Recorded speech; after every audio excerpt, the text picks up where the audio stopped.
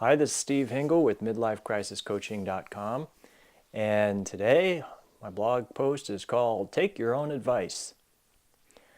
What do you think your wife should be doing more?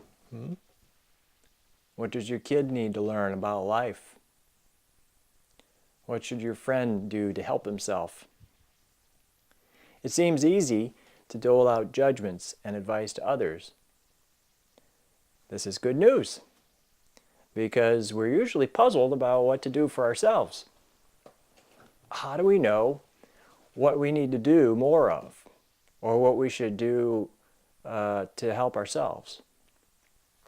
Easy. Just listen to the advice you have for others. When I first met my wife, she was very spiritually connected. Over the years, that fell away for her, and I kept buying her spiritual books. I wanted to see her return to spirituality. And finally, it occurred to me that what I really wanted was my own connection to spirit. I was projecting my own need onto her and connecting to spirit through her and expecting her to do the work of reconnection. But that was my task, not hers. My 7-year-old son and I were recently playing the game of life, and he had a little tantrum because he kept having to pay out money. I gave him an unfortunately lengthy lecture about needing to be okay with losing and about how loss and failure is part of life and necessary to learning. Afterwards, I realized that I had not been dealing well with some recent failures of my own in my accounting practice. I was administering medicine to him that I needed to take myself. Third example. The other night I was at my men's group, and I told 3 different men that they should be more appreciative and compassionate with themselves.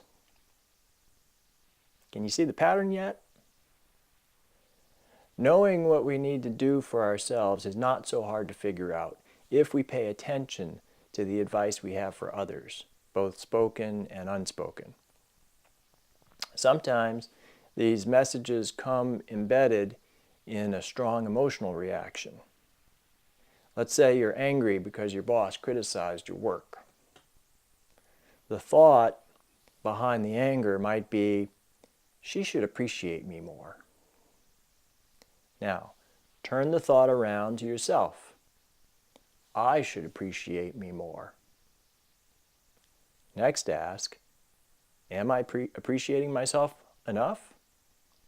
If the answer is no, then the task is to make a practice of appreciating yourself each day. When you appreciate yourself, it won't matter so much what the boss says. Now, ask yourself these 3 questions.